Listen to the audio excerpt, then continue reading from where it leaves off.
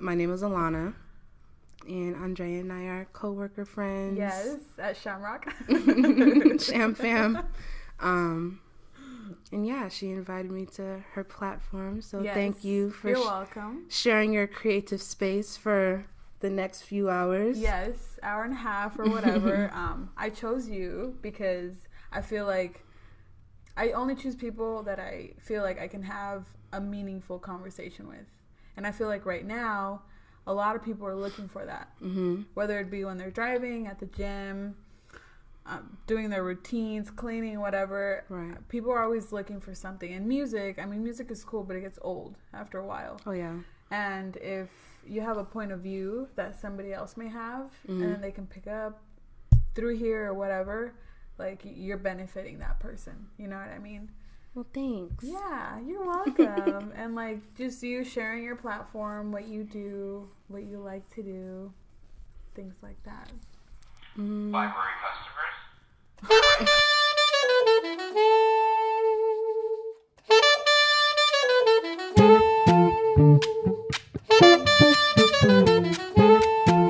I thought that was from my computer. I was like, what the hell is happening? Anyway, before we were really interrupted, I know that you have a complete obsession with makeup, or you really like makeup. It's tough. It's tough. It's tough. Literally, I was just with my homegirl yesterday, and she was like, try this new gloss. I think you'll like it.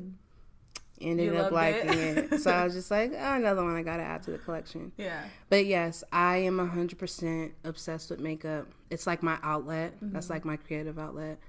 I think it started, like back in high school, because my mom was really strict with me younger. Like, just typical religious parents. Like, My mom was like, no mascara till you're 15. Girl. When you're 18, we can talk about foundation. Mm-hmm. Just super, like, I couldn't in a even, box. like, wear hoops, I think, until, like, my sophomore year of high school. Oh, my God. Like, big hoops, though, because I like the right, ghetto of girl course. hoops, So she got me some small ones. But, yeah, it started in high school. My mom actually, I think I have, like, my makeup obsession because of her. Mm-hmm. Because, like, as a kid, her vanity, I would, like, go into her room and, like, her stuff was just set up so nicely. Yeah. And she would get ready for work, obviously, for school.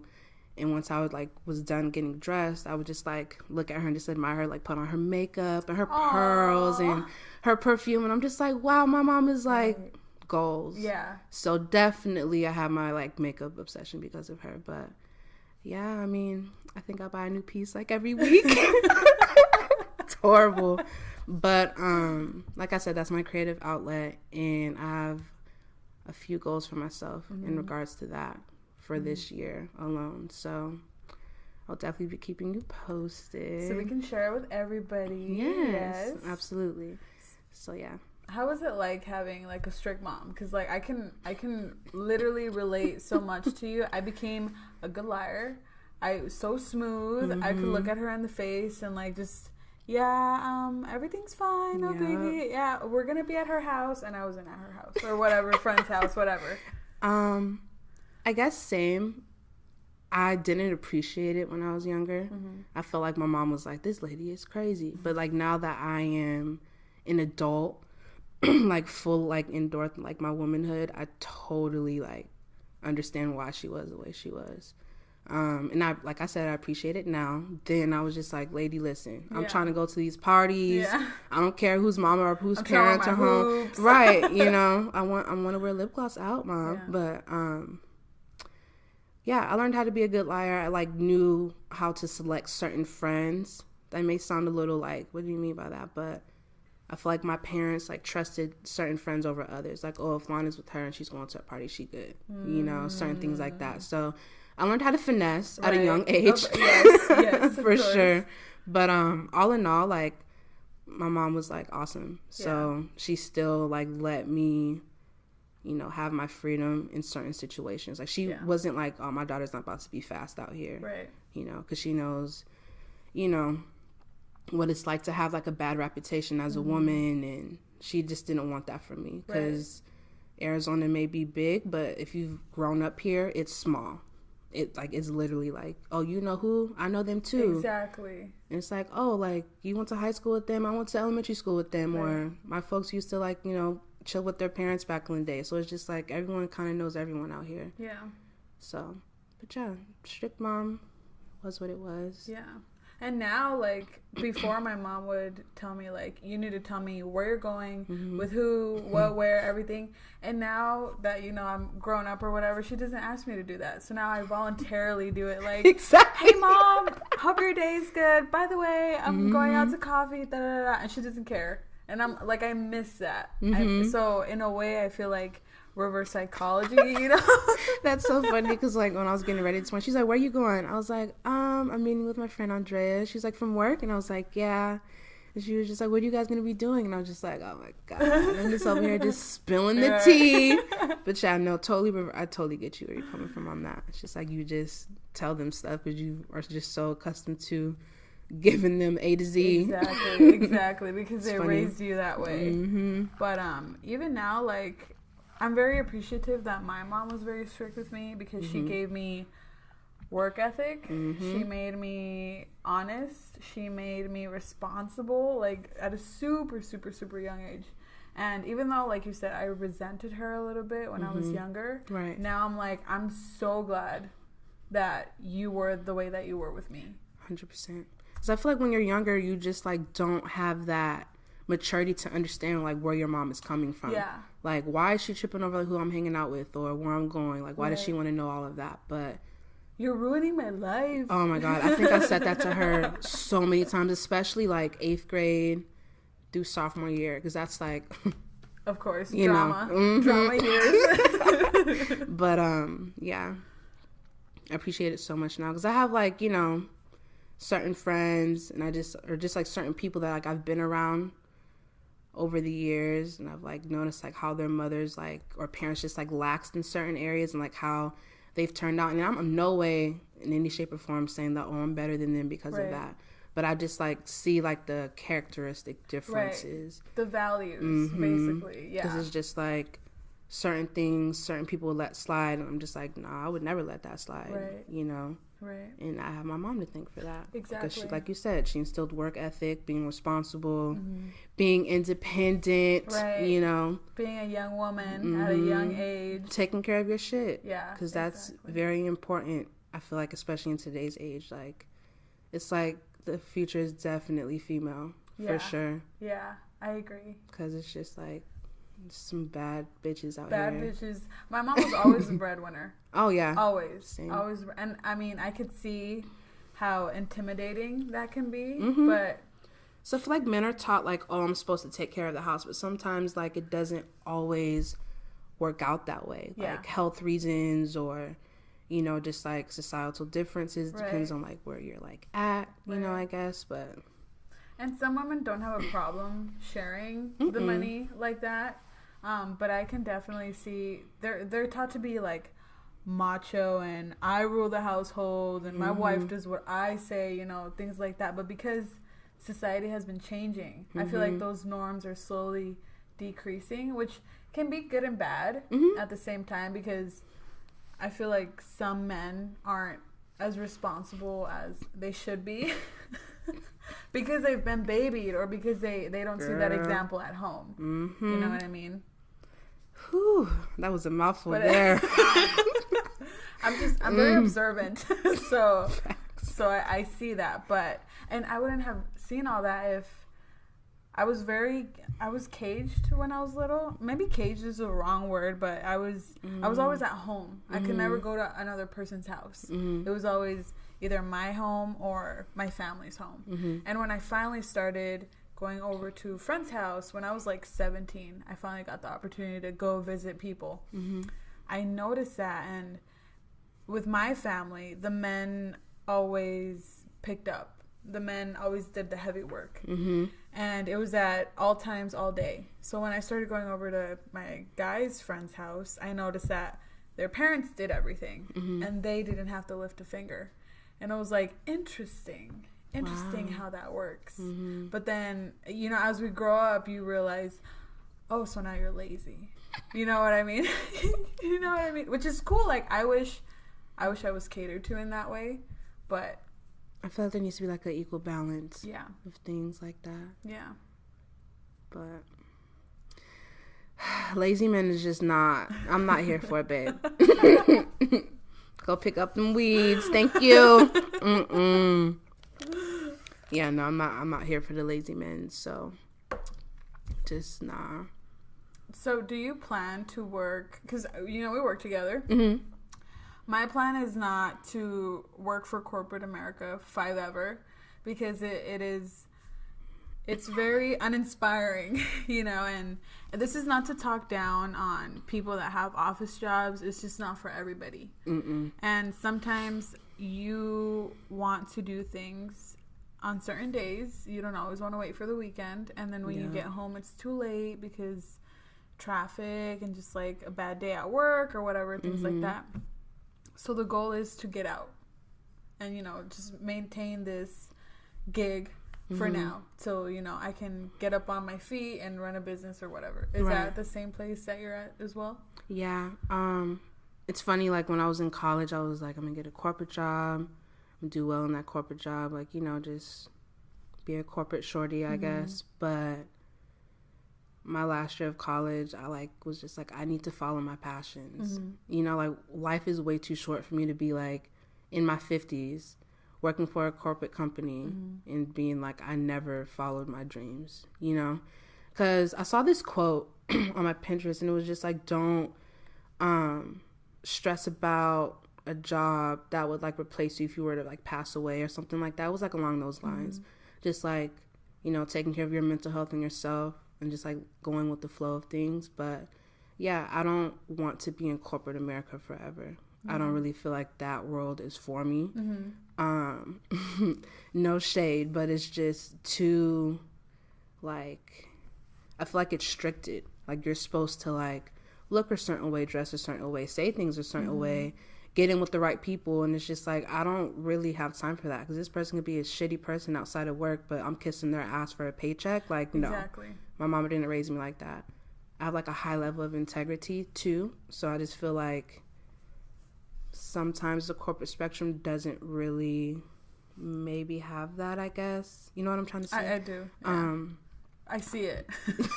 Yeah, HR shorty over here. She sees all of it. But yeah, no, it's definitely the goal to get out, because I want to work for myself and I want to help, other people with whatever their platforms are. I'm really big on networking and supporting my friends. So yeah, I definitely want to be a boss lady. For sure. Yeah. And the freedom aspect is what it is, because I figure I want many outlets of income. I don't just want one. And right now, this one is perfect because it's... I love that. Oh, yeah. You know me. Talk to me, baby. Talk to me. But I can see why people get super comfortable and just stay at a 9-to-5 forever, because hello healthcare, hello 401k, hello bonuses, hello investments, hello car allowances, fuel cards, things like that, paid vacations, whatever. Corporate world definitely has its benefits. It does. It does. But the downside for me is that I feel like I live the same day every day. I do the same thing every day. I know what I'm going to be doing at 10:30 on Monday. And then when I come back from lunch, and I know what my boss is going to ask me. And it's like very predictable. And cringe. Yes. It's like a robot. Exactly. And sometimes I'm like, how the hell did I get through the day? Because I was just on autopilot. Like I literally just, it's like I turned my brain off or something. And I just let my brain, I don't know what I let go to work, but it just does it for me. And then before I know it, it's lunchtime. And then I kind of like, okay, I'm going to see Alana, like I'm going to finally like have a breather or whatever. And then I come back and then it's robot mind all over again. Again, not to talk down on anybody that works in corporate America. Right. For being young, it's a very good job. Absolutely. We need stability. It's a starting point. Exactly. Well, yeah, it's definitely a starting point, because like you said, like the benefits of it, like health insurance, like 401k, that is like, I feel like the most like major benefit there is to the corporate world. Like yeah, save for, your retirement or your future or whatever. But I get you what you're saying with the whole autopilot thing, because I feel the exact same way sitting at that damn desk, girl. Oh my God, like, it's just, yeah. But, and like you said, you have to put on a face, mm-hmm. and you have to use the right vocabulary, mm-hmm. and you have to just present yourself in a way that I feel like I'm not. Mm-hmm. And I didn't realize that. I think I mentioned it in another episode as well. So I was like 3 months in, because I wanted to be a corporate shorty like you. Like I told myself when I was like 16 or 17, I was like, I'm going to be an HR director and I'm going to make fat ass money. Hey. Like, I already knew. I was like, this is me. This is who Andrea is going to be. Mm-hmm. And then I got this opportunity, and I'm glad I did, because now I know, it's not for me. Instead of living with the, what if? Right. What if it would have worked out? What if this? What if that? Mm-hmm. But everything happens how it's supposed to happen. Always. Mm-hmm. That's how you find yourself. You have to take risks. Exactly. Because I don't want to live my life with a bunch of what ifs. Yeah. And we're so young, and now is the time to make risks. Like, do not be afraid to tinker, to move around, to quit that job and get another job. I mean, because most of us don't have children that depend on us, or a parent that depends on us, or whatever. So we have the ability to be okay without a job for 1 or 2 weeks till we get another gig. So I feel like you said, now is time for risk and see. Absolutely. Who am I? Because how would you know if you're going to be successful if you don't take like a leap of faith, I guess. Yeah. Yeah. Like, if you fail, it will be a lesson, which is going to help you in the long run. So just say fucking and do what you got to do. See, this is why I fucks with Andrea. We always on the same page.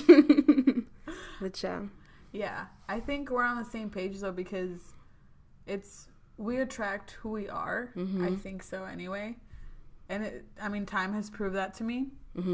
And once I started sort of becoming more of who I am, I always felt like I had to make myself small with other people. Literally, because I'm like, maybe they're not ready. Like, filter yourself. Filter myself, yeah, because I would have these thoughts in my head, and then I would say, no, maybe they won't. What if it's weird? Like, what if they won't reciprocate the same idea with me? Right. But then one day I just said, I don't give a fuck. I don't give a fuck anymore. I'm going to just say what I have to say, and if they don't like it, then they don't like it. And slowly, like, when you start being exactly who you're meant to be, some people get uncomfortable, and you start noticing, and then they leave. But you have to leave that door open. Like, you don't want people that are not meant for you or vibrate the same as you in your life. And then, because you came in at the right moment, I'm telling you. It was like around that time where I told myself, I'm going to be who Andrea is, because I owe it to myself. And then beautiful people just started showing up. Beautiful, wonderful people that I just, that I can relate to. Yes, like you, exactly. But it wouldn't have happened unless I would have accepted myself. We all go through that. I went through that. Honey, college was an experience. Like, I feel like the same thing, like, what you said, you tried to make yourself small. And I want to say, like, I was kind of like the same way. It was just like more, I was like trying to shape myself into like what others wanted, them to see, I guess. And just like realizing like 2 years ago, like how much of a fucking disservice I was doing to me. Like, I'm lit. I know I'm dope. Like, no cocky shit, but like, I'm a confident person. I'm a great friend. Like, I'm a bomb daughter. I'm a good sister, etc., etc. But it took me a very long time to like feel this way about myself. And like, we all go through it, And I feel like a lot of it had to do with, I had a very toxic person in my life for at least like 6 years, I think. Met them in high school. And it was just like, throughout those 6 years, it was just like a constant battle of like me trying to like prove my worth to that person. Like, I'm valuable, like, pick me, like, stuff like that. And it wasn't until I got into this huge argument with one of my best friends, and she was like really patient with me. It was just like, we need to get to the bottom of this fucking problem. Like, why do you feel this way? And then I just like had to like sit down and think, and like just started bawling. And I was like, it's because of that person. And she was just like, well, they need to fucking go. Because there's like no reason for you to continue to have a toxic person in your life when like you like have goals, because they're always gonna like hold you back. It's just like, oh, I'm gonna be doing stuff so I can impress them. And it's like, fuck that, impress yourself. You know, like do like make your goals for you, don't make your goals for someone else. So I totally get where you're coming from with that. So yeah, it was kind of like what we were touching on in the beginning. Because you were so big, I feel like people notice that. People notice when somebody is confident in who they are or is starting to get there but isn't really in that light yet. Right. So because that person is insecure or isn't there yet, they'll try to... Misery loves company. Absolutely. So they'll make you small. They'll make you doubt yourself. It's like when I had to like realize like, damn, like I have goals for myself, this person doesn't. But I'm trying to sit here and be like, we need to be together so I can help you achieve your goals. And it's just like, no. That was like, honestly, the biggest lesson I think I've ever taken from like being in a relationship with somebody else is like, you cannot lose sight of yourself to help them. Because at the end of the day, it's two individuals in a relationship. It's not like 50% of me and 50% of you. Right. So. Right. I don't even think it should be 50-50. I think it should be 100% from both. Always. Because then, why? For what?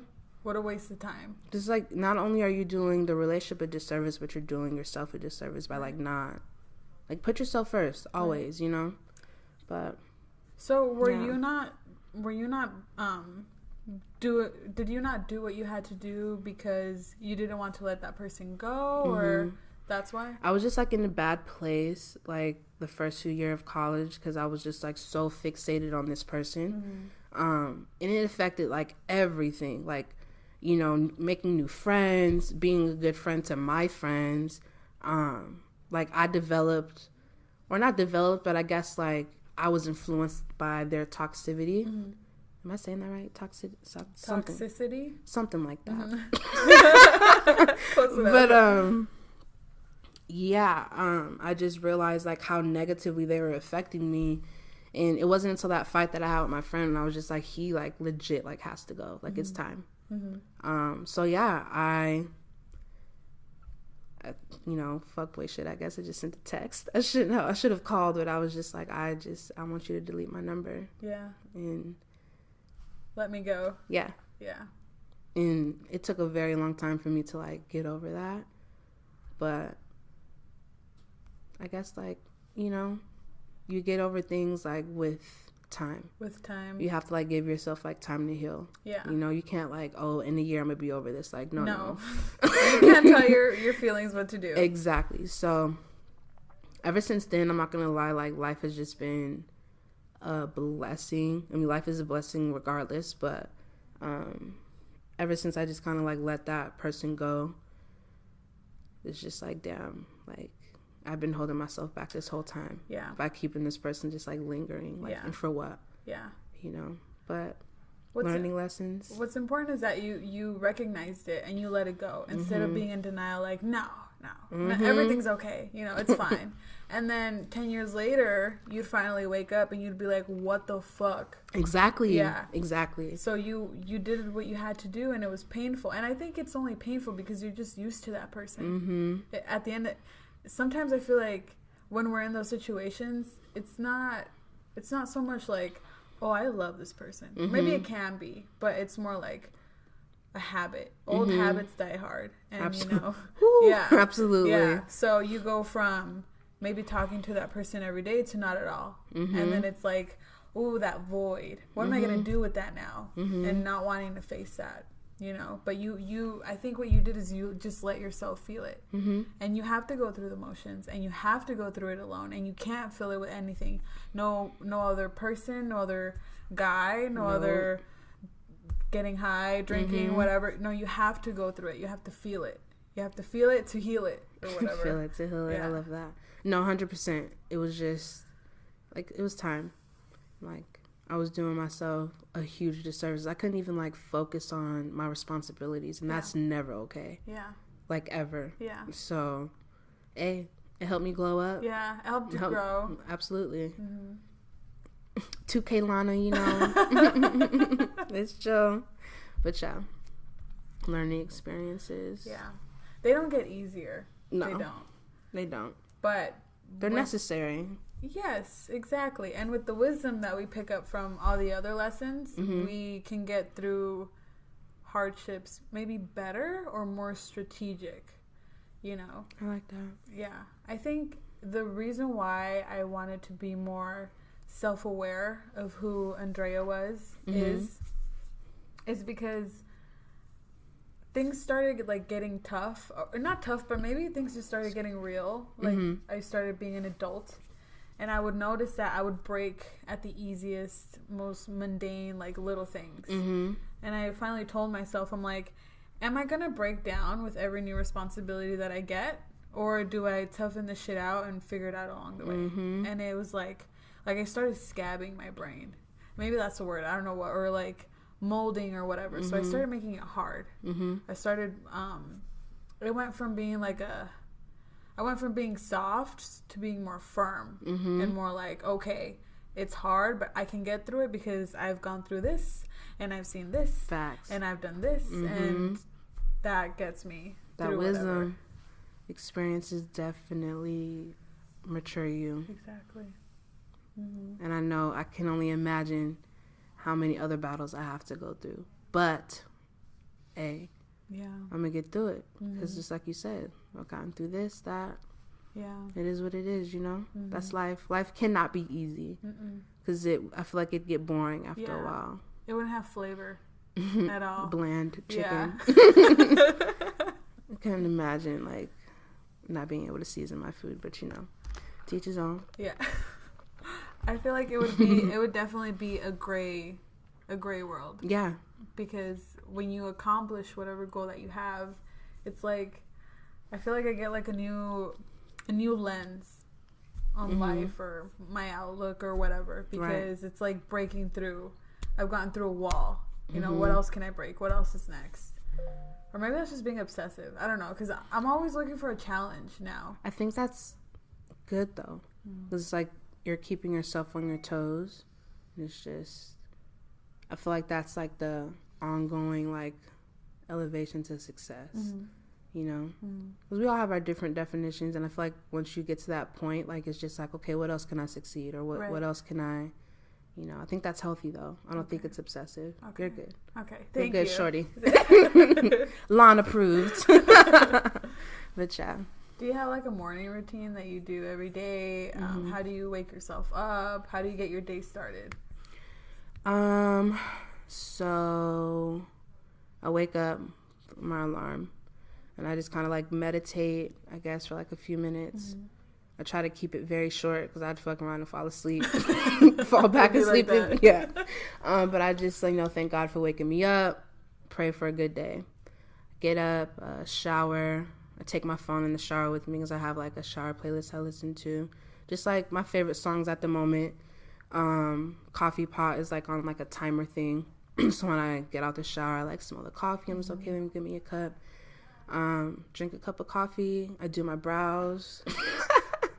My brows are like a huge part of my morning. I know it sounds funny, but like there's something about me drawing on my eyebrows and ensuring that they're like balanced. Right. And I'm just like, bitch, we're ready. I can rule the world with these eyebrows right now. Sound horrible. Yes, I'm obsessed with makeup. Yes. But yeah, that's my morning routine, and then, you know, just talk to myself positively until I get to work. And even at work, people be trying your girl at work. Child. People are, I feel like they're born mad. They're born angry. Certain stuff happens at work and I'm just like, how the fuck do you act at home? Like, seriously? Like, ugh, my goodness. But anyways, yes, that's my morning routine. I remember we were talking about mantras when I first like started like conversing with you, and I've been like looking up certain ones, and I think I found one yesterday. Like, one of my good friends, she posts positive, like, you know, affirmations and stuff on her Instagram story, and she posted a good one yesterday. So I think I'm going to make that like my daily mantra. What was it? Here, let me go to it. I think I took a screenshot. I do right before I start heading out to work, I do the I'm happy, I feel happy, I am happy, you know, things like that, or like I'm healthy, I'm happy, whatever. Just reminding myself, and I know that doesn't cure whatever, but it's like helps. it helps. It sets my day. It sets me in for my day, and I do that before I start driving, and then when I get to work, I always offer my work to the Most High. I'm like, whatever I do is on you. You know? Just in your hands now. So you know. Like, that's funny. So the mantra, or it's just like it's long, but it says repeat to yourself. My life is great. I am great. Everything is happening for me. All of the things that I'm currently experiencing are only taking me to the next level of my life. I am growing. I am better. I choose to believe in sudden miracles and unexpected blessings. So yeah, she posted that, and I was just like, girl, that's it. That's the one. That's it. That's the one I've been looking for. Yeah. So yeah, I think I'm gonna set it as my background for a while, so it like, you know, internalizes. But shout out to you for the daily mantra. Of course, yeah. Because that's, you know, it helps. Because I mean, like, I pray, but I feel like I need my own positive words to live by also. Yeah. You know, so. Because that prayer, I feel, was made a while ago. If that's the right way to put it. But currently, like, what am I working on? Like, what's the bigger picture? Right. And I think for me right now, what I'm working on is feeling more deserving. Not that I feel like, oh my God, whatever, like my self-esteem is down or anything, but I have a hard time accepting help. And that's what when people offer to help me, it's because I deserve it. When things come to me, it's because I deserve it. So I'm working on, I'm still going to feel grateful for any opportunity or person that comes into my life. But whereas before I would act like, oh my God, like I would make a big deal about it. But now it's like, okay, thank you, universe, or thank you, person, or thank you, whatever, for coming into my life. And it's not a surprise that you're here. It's because they deserve it. Right. Yeah. So I'm working on that right now. That's beautiful. Yeah. And it's little by little, like the more I get to know myself, and you go through these growing pains, but I realize that I have a lot to work on. And I'm not perfect. Right. I'm not gonna ever be perfect, but it's realizing that I'm gonna be growing all the time. Just working towards the best version of yourself. Yeah. Yeah. And I think I posted a while ago that mantra, the everything I want I deserve, or everything I desire is already within me, like that stuff as well, like puts things into perspective. Right. And what I do now doesn't come as a surprise. Why? Because it's already in me. Right. And I wouldn't have known that, or it wouldn't have been clearer if I hadn't have read that mantra every day or whatever. Mantras are definitely like, wow. I feel like they like rejuvenate your spirit. Yeah. You know? Yeah. They put things in perspective. 100%. Yeah, I don't know. Right now, I feel like I'm working on myself as a whole. More specifically, though, I think I'm working on, like, not being as guarded. And just, like, learning how to trust people again. Because there was a time where I was just like, I don't need nobody. Like, you know, I got my folks, a few besties, whatever. But that's not a healthy way to be. So that's what I'm definitely working on this year, just like being more trusting of others, like, you know, not being so hard on myself, you know, just like working towards my goals, you know, all that good stuff. When did you notice that wasn't like a good mindset to have? I don't know. I can't like really pinpoint. Right. I guess. Let's say maybe about like 4 years ago. 2015 was just like that was a tough year. Just because like my life was going through so many changes. Right. And 2 years ago also. So I guess like 2015 through 2017, it was just like I said, a lot was just going on, and I felt like I was self-sabotaging myself. It's just like, you can achieve this stuff, you know, you can, or stuff, your goals, you know, saying it all like it's whatever. But, yeah, I just realized like, I don't want to like go through life like having like this chip on my back that I have to like be like so hard on the outside, you know, because that's not fun. Like I said, I'm a fucking goober. Like, just be my friend, love me. Yeah. And I think there's strength in vulnerability. You know, not everyone can be themselves. Not everyone can be a goober, because it's scary being open like that. It is. You're open to rejection. People can reject you, but like I said, one day you just have to stop fucking caring. Like, it's not a big deal. It's not. Yeah. And it's funny because like last year, oh my God, my freaking stories that I have with different men, my God, like, whew. Anyways, I had this friend, and like there was like an attraction there, but we weren't meant for each other. You know what I mean? It was just like, we're attracted to each other, and it was just like more of like a what if type thing, but we're not meant to like be in a relationship or be intimate with each other. So I feel like going through that, it taught me like, hey, I am not going to be for everybody, but that's okay. Exactly. It's totally fine, because like, you're not meant for everyone. Not everyone's going to like you. Not everyone's going to support you the way you support them. You know, I can go on and on about that, but I feel like as long as you're comfortable with yourself, that's really all that matters. And if you can like, you know, take that and just like, you know, not internalize it negatively. It's just like, you never know what the universe is like trying to save you from. Right. You know? Exactly. So I think I really like what you just said, because you basically just said the only opinion that matters, the only validation that matters is you. Yeah.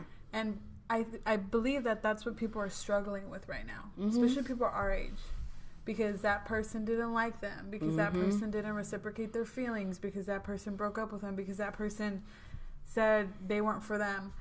It's okay. People take it as like it's the end of the world. Exactly. Just like, fuck, no one else is gonna like me. And it's like, no, you don't know anybody else. Like, exactly. You haven't tried opening yourself to anything. And then people close themselves off 100%. And then they become bitter. And then it's like, okay, well, whose fault is that? Like, you need to accept the fact that you're different, and that's okay. Yeah. Different strokes for different folks. Exactly. But do you accept yourself? And that's all that matters, really. You like, that's just like, I feel like a very important like level of self-care. Like, you have to accept yourself. Yes. Because like, if you don't accept yourself, you can't expect others to do it regardless if they're going to or not. You know, that's like the first step. But I struggled with that. Oh my God, girl, in college, so much I struggled with that. I think it's just because like my group of friends that I have from college, like, we're all so different. And again, I feel like I was like in a space where I was like trying to like shape myself into something that was not meant for me. Like, I was like going against like my passions, and it was just like, okay, like, I'm gonna get this degree, I'm gonna get into this internship, I'm gonna do this, I'm gonna do that. And it was just like, this is not Alana. Right. You know, like, this isn't for me. So that all just like tied into me like finding myself. It's just like, why ignore my passions just to impress these folks? Like, nah. Right. Just to be like everybody else. Exactly. Yeah. But yeah, college taught me a lot, bro. Especially like going away, even though it wasn't like far. It was far enough, but whew, college definitely taught me a lot. What was the biggest thing? Was it what we just talked about? Yeah. Validation of myself for sure. Because, yeah, like I said, like, I had like my friend group, like, we're just so different, and there was like certain things that others were doing that others weren't, and vice versa, I guess. So it's just like, I felt like I was like in this place where it was just like, damn, like, I need to do that so I could feel like that. Right. Or, you know, it sounds dumb, but at the time it was just like, fuck, like, I need to get on my shit so I can be like her. And it's just like, no, like, get on your shit so you can be like you. Yeah. Figure out what you like, what you don't like. That's very important too. But yeah, that was like the biggest lesson that I think I took from college, was for sure just doing things for yourself. Right. You know? I don't think it's dumb that you thought that way. I think it's That's how a lot of people think. Because then you're not going through the path most walked. You're making your own path. And that, no one's gone through that path because it's your own fucking path. So I think it's good that you realize that. But, I mean, you were uncomfortable, right? Because people were going their own way. People were going in that way, and you were like, wait. What the fuck am I doing? Yeah. What am I going to do now? Like, yeah, no. I'm thankful for it, though. So I couldn't imagine, like, present day me still not realizing that that's not healthy. Right. That's, like, not a healthy mindset to be or that's not you. Exactly. Yeah. Yeah. Beautiful. Came a long way. Hell yeah. Thank goodness. My friends will tell you, like, Lana used to be. And I have my moments. You know, I can be sassy. I can be mean sometimes. You know, it is what it is. I'm a brat. My parents treat me like a princess. Blame them. But, no. All in all, I definitely just, like, you know, just grew up a lot, man. Yeah. I'm still growing, you know? I don't think it ends. It never ends. I feel like it's just like life is just like an ongoing process of like rediscovering yourself. Yes. For sure. In different ways. And then you're like, holy shit, I didn't know I was this person. Right. Yeah. Exactly. And then like you said, or like we both said, you start pushing the envelope and you're like, okay, what else can I do? What else is there? Yeah. Well, tell them where they can find you if you would like them to follow you and support you. I like Instagram. Okay. So my @ name is, it's like _ at Alana XO. That's me. It's not a private page, so yeah. We love fans. I was kidding.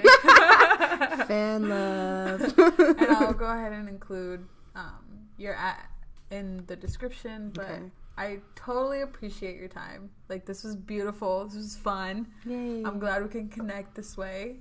And people support you and your passion, your creative Same for you. space. Thank you. I appreciate you sharing your creative space because, like, you know, when you're creative, I feel like you're sensitive about your shit. I am. You know?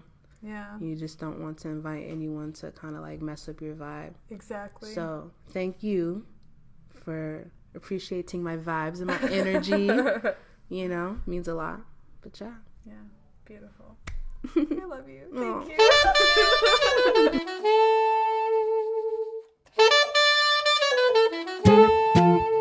you.